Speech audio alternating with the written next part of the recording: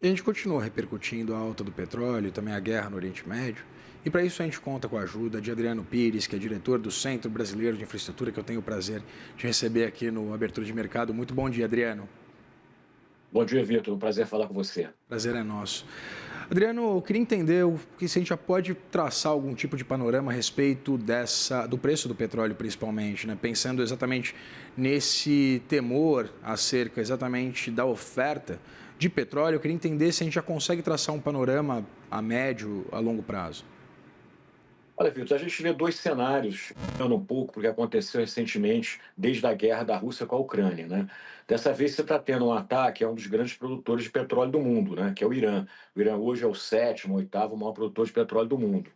Então é significativa, né, a oferta de petróleo do Irã para o equilíbrio de preços e para a redução, aumento de preços do mercado internacional de óleo. Lembra que na guerra da Rússia e da Ucrânia foi a mesma coisa. A Rússia é um grande produtor de petróleo e de gás natural, então a guerra fez com que o preço passasse até os US$ 100 o barril. Mas passou os US$ 100 do barril porque a guerra realmente ela andou, né? E anda até hoje, né? Então esse é o cenário. Se essa guerra, esse ataque do Israel do Irã continuar, a guerra, continuar o ataque de Israel, o ataque do Irã a Israel também, você pode ter um movimento similar de aumento de preço e até pode o petróleo outra vez chegar a 100, ultrapassar US$ 100 o barril. Agora, vamos ver como é que vai ser o desenvolver da guerra, porque também tem outro cenário. Quer dizer, o petróleo, a mais de 70, viabiliza a produção, por exemplo, do shale americano. O shale americano, com esse petróleo a 64, já começa a ficar ali difícil de produzir, está num break-even point, como a gente chama, né?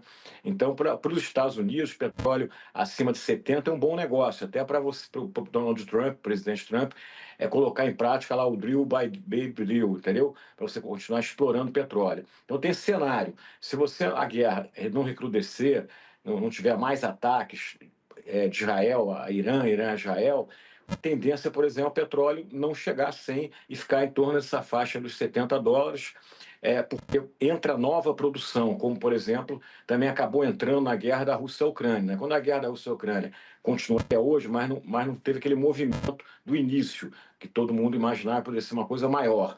Então você começa, então, a viabilizar nova produção de petróleo, aí nesse cenário o petróleo entra na casa dos 70, até porque o mundo hoje não está crescendo muito, né? Você tem crises econômicas mundo afora, né? Então, pelo lado estrutural, quer dizer, ou seja, pelo lado de demanda, o preço do petróleo não tem por que estar a US$ 100, né? Ele tem que estar aos 64, que estava até anteontem, até ontem. Né? Então, com a guerra, com essa questão geopolítica, dependendo da gravidade, pode ir a 100 ou pode permanecer na casa dos US$ 70. Pensando nesses diversos cenários, Adriano, eu queria que a gente, né, tentasse aqui a mensurar, por exemplo, também os estoques, né, tanto da OPEP+, quanto também dos Estados Unidos. Ah, tanto os Estados Unidos quanto a OPEP, os países membros da OPEP+, eles teriam estoque suficiente para quanto tempo e qual seria, de novo, né, o impacto nos preços? Enfim, queria entender essa conjuntura hoje, né, se esses estoques são suficientes para suprir uma demanda por quanto tempo? Olha, isso aí a gente não sabe bem quais os estoques. Normalmente você tem estoques aí por 60 dias, 30 dias mínimo, né? Agora, o que eu estava te falando, ainda está sob o efeito do ataque ontem de Israel e Irã. Então, imediatamente, o petróleo, né, é muito sensível a questões geopolíticas. É a commodity mais sensível a questões geopolíticas desde sempre, né? Então ele foi hoje a mais de 70, 74, 75. Vamos ver como ele se comporta durante o dia.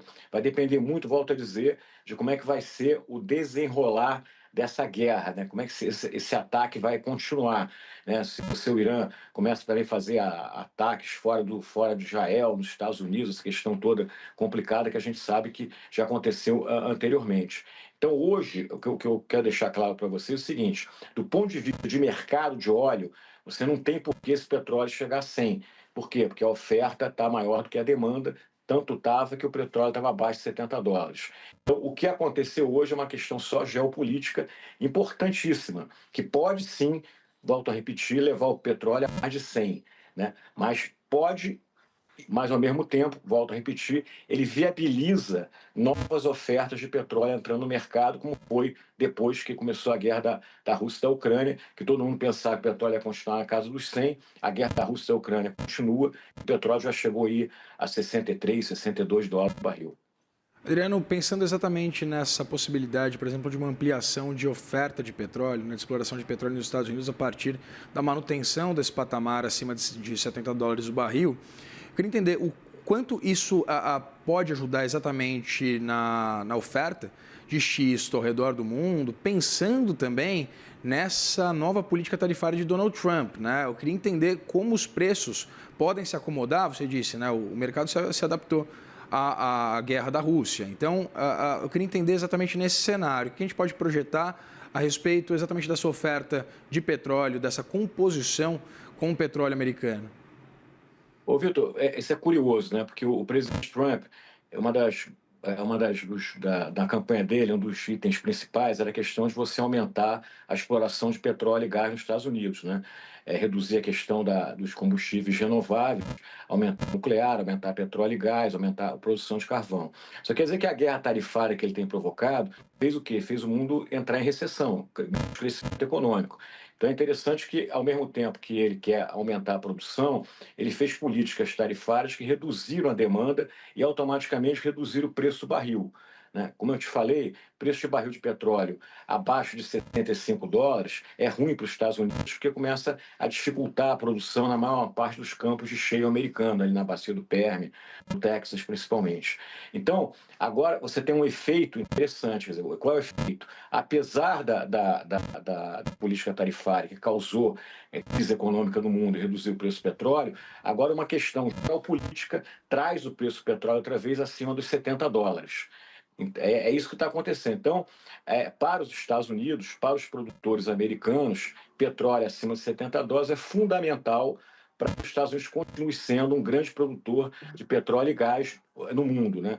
Lembra que essa revolução do shale americano fez com que os Estados Unidos passassem novamente a ser o maior produtor de petróleo do mundo, o maior produtor de gás e hoje é o maior exportador de gás natural do mundo. Lembra que outro investimento que o presidente Trump anunciou é a construção de plantas de liquefação de gás, né? Para mandar gás para a Europa, substituindo o próprio gás russo. E com o preço mais baixo, você não consegue viabilizar isso. Então, uma questão geopolítica, uma questão de guerra, está ajudando o preço a ficar num patamar bom para os Estados Unidos. E a política americana do presidente Trump até agora fez ao contrário, prejudicou a produção de petróleo e de gás nos Estados Unidos. Pensando exatamente nos ataques, o que a gente acompanhou, pelo menos até agora, foi que esses ataques não atingiram diretamente as produções de petróleo no Irã. Esse cenário ele poderia depender, evidentemente, da escalada, atingindo as instalações, né, principalmente de exploração de petróleo no Irã. Queria entender, Adriano, o que a gente poderia projetar para o preço. Você disse que não vê agora, neste momento, né, uma possibilidade, por exemplo, do xisto ultrapassar os $100 o barril. Mas pensando exatamente nessa estratégia, porque aparentemente esses ataques miraram autoridades iranianas e também a espaços ali onde haveria algum tipo de exploração nuclear. É isso aí. O problema tem esse cenário que você está colocando que pode agravar o preço do petróleo. Pode o petróleo, realmente, como você falou aí, que um banco internacional já falou a preço até $120. Por quê? Porque se você começar a atacar campos de petróleo no Irã, aí a coisa muda de figura. Aí você pode ir a 100, 120, não tem um limite. E outra coisa importante também, aqui do lado do Irã tem o Estreito de Hormuz. O Estreito de Hormuz passa ali 1/3 do petróleo comercializado no mundo. Você imagina se fechar o Estreito de Hormuz, o que é que pode acontecer? Seria um cenário catastrófico e um cenário de explosão de preço do barril. Então tem essas duas questões. Se forem atacados campos de petróleo, como por exemplo, na guerra do Kuwait e Iraque, foram atacados campos de petróleo ali. Se você atacar campos de petróleo, e pior, se você tiver um fechamento do Estreito de Hormuz, a coisa muda de figura. Outra questão importante também, que a gente está escutando, é que a Arábia Saudita num primeiro momento, está se colocando ao lado do Irã. Tá dizendo que o Irã é uma nação amiga. E lembra que a Arábia Saudita hoje é uma das três maiores produtoras de petróleo do mundo. Né? Para os árabes também, petróleo mais caro é melhor também. Até para qualquer empresa de petróleo, para qualquer país grande produtor, quanto mais caro o petróleo estiver, melhor. Então tem essas duas coisas também. Atacar campos de petróleo ao mesmo tempo, você fecha os três de Hormuz, aí o petróleo pode realmente chegar a esse número que você colocou aí, de US$ 120 o barril, tranquilamente. A gente até está preparando aqui uma arte, Adriano, exatamente para ilustrar a importância do Estreito de Hormuz. Eu queria, inclusive, continuar nesse papo com você para saber se a gente consegue projetar algum tipo de impacto do ponto de vista prático. Existe alguma alternativa do ponto de vista logístico ao Estreito de Hormuz ou não? A gente vai mostrar aqui na tela enquanto isso, olha ali, ó, esse estreito, né, que ultrapassa ali o Golfo Pérsico, exatamente um ponto muito estratégico de conexão ao Golfo de Omã, exatamente para escoar petróleo mundo afora. E eu queria entender, não há qualquer tipo de alternativa prática do ponto de vista logístico que possa evitar um cenário um pouco mais drástico, caso o estreito seja fechado? Ô, Vitor, o mapa está mostrando bem aí, né? Você vê como é a importância dos três de Hormuz. E eu volto a repetir o número: um terço do petróleo comercializado no mundo, ou seja, 30% do petróleo comercializado no mundo, passa pelos três de Hormuz. Obviamente, existe alternativa, mas você vai ter que dar uma volta gigante. Então, você vai aumentar frete, vai aumentar riscos, entendeu? Uma série de coisas que vai fazer com que o preço realmente exploda. Quer dizer, vá, na minha opinião, tranquilamente para mais de 100. Então, a alternativa existe, mas a alternativa que vai transformar o preço do petróleo, o barril vai ficar a um nível, com certeza, acima dos US$ 100. E dado esse cenário, né, de baixa demanda, Adriano, sobre o qual você comentava anteriormente, há um risco da gente acompanhar um cenário de estagflação para o mercado de petróleo. E eu queria entender a possível duração exatamente desse cenário, visto que a gente já tem discussões muito avançadas acerca de um processo de transição energética muito significativo, com uma presença, inclusive, de montadoras elétricas mundo afora. Eu queria entender o que esse cenário hoje ele poderia significar para o mercado de petróleo do ponto de vista mais a longo prazo e exatamente entender se isso, a depender, é evidente, né? Tudo ainda está no campo hipotético, mas isso poderia acelerar um processo de transição energética, visto que hoje a gente já tem mais infraestrutura para esse tipo, por exemplo, de locomoção, né? Eu sei que o xisto não é utilizado só nos carros, mas pensando do ponto de vista de uma redução mais drástica da demanda, qual deve ser esse comportamento? Olha, Vitor, eu acho isso muito complicado, porque transição energética é uma coisa que leva tempo, e a gente está vendo isso mais do que nunca, né? Depois da guerra, da pandemia, da guerra da Rússia com a Ucrânia, a gente viu que não se faz transição energética com a rapidez que se imaginava, e a demonização que foi feita do combustível fóssil, em particular do petróleo, do gás, do carvão, né? E da própria nuclear, que não é fóssil, mas também foi demonizada, trouxe inflação no mundo e trouxe petróleo mais caro. Então, hoje, a questão da transição energética, ela muda um pouco o conceito, né? O conceito hoje, e isso é muito importante, até em função da guerra que a gente hoje está iniciando, e vamos torcer para que ela não seja longa, mas, enfim, é o conceito da segurança energética e de energy addition, como os americanos falam. Então, hoje, transição energética, você faz adicionando energia na matriz energética e não tirando energia. Porque na medida que você tira energia, tira petróleo, tira carvão, tira gás, você traz inflação, né? Uma inflação energética, como ocorreu, por exemplo, pós-Covid e pós-guerra da Ucrânia com a Rússia, né? Quando o petróleo voltou aos US$ 100, depois estabilizou, porque você viabilizou a oferta, como eu falei anteriormente, de outros países. Então, essa questão de você acelerar a transição energética com a guerra, eu não acredito nesse efeito no curto prazo, porque, volto a dizer, transições energéticas se faz com muito longo prazo, não é da noite para o dia, tá certo? Todo mundo sabe hoje, mais do que nunca, a importância que o petróleo ainda tem para o mundo, a importância do gás natural. Então, você não dá para ficar sem esses energéticos, eles ainda não são substituíveis, e muito menos substituíveis a nível de preço, né? Então, se você tirar eles da matriz repentinamente, você vai trazer uma inflação gigante para o mundo, como começou a trazer aí pós-Covid, pós-guerra da Ucrânia com a Rússia.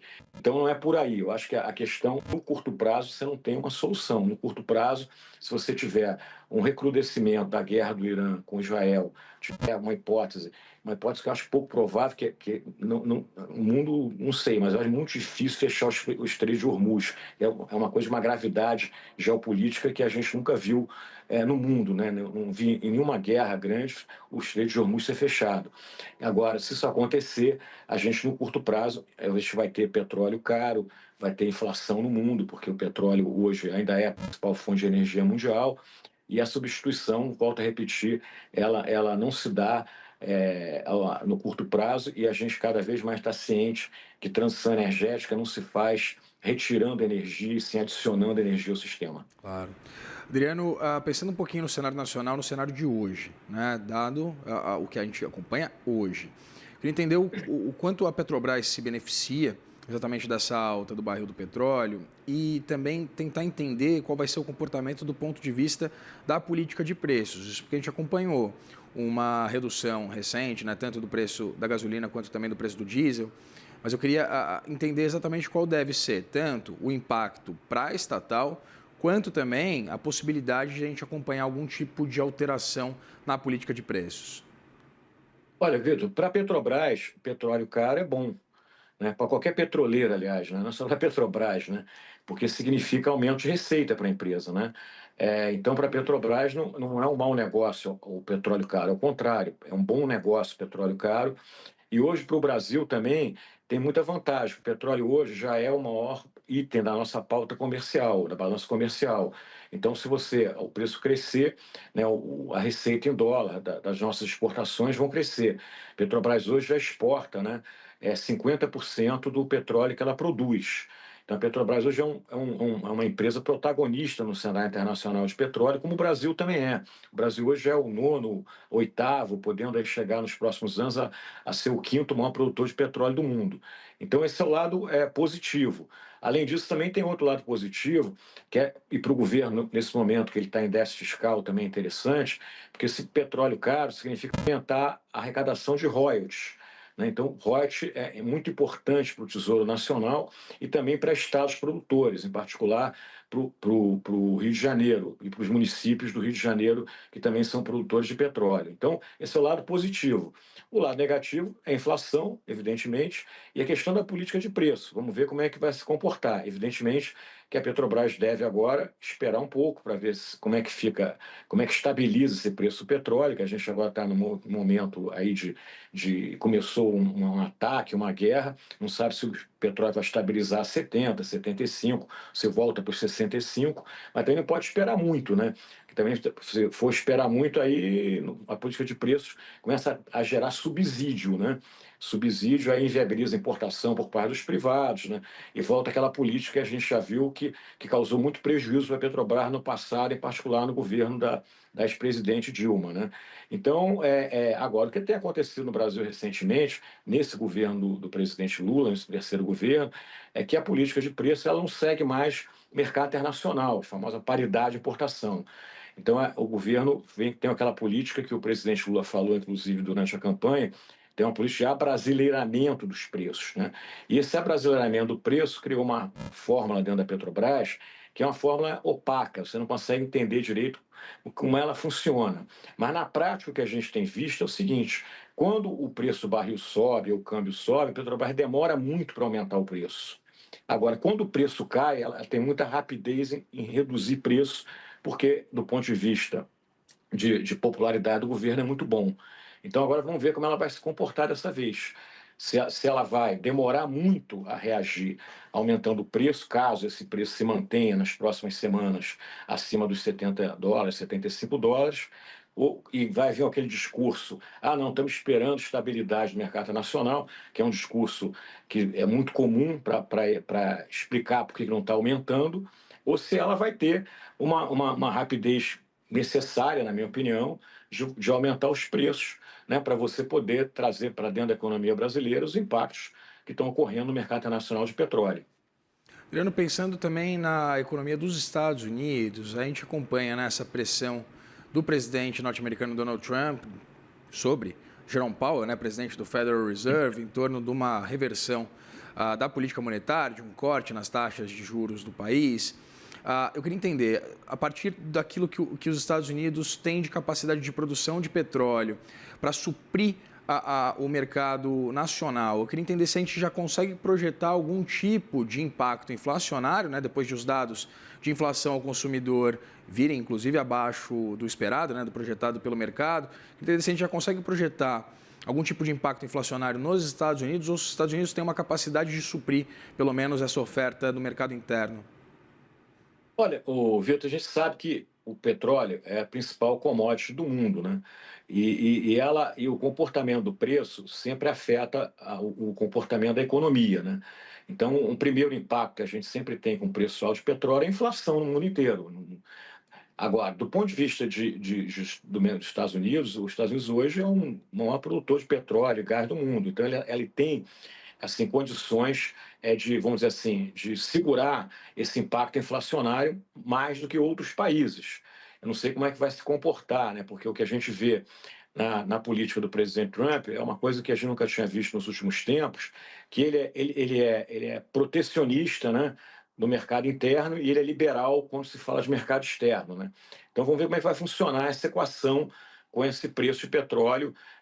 Caso o preço do petróleo, né, outra vez vamos deixar claro, fique aí superior a $75. Até $75, eu acho que é um movimento, o impacto não vai ser tão grande assim, em termos até inflacionários. Eu acho que a barreira passa a ser $75 e, evidentemente, quer dizer, se acima disso chegar a 100, aí realmente chegar a 100 é impacto inflacionário no mundo inteiro, mesmo os Estados Unidos sendo um grande produtor, ele vai ter dificuldade, porque lá, né, Vitor, ao contrário do Brasil, a política de preço é paridade de importação mesmo, né? Quer dizer, o mercado, o preço da gasolina, do diesel, de todos os derivados de petróleo, ele sobe na bomba imediatamente, né?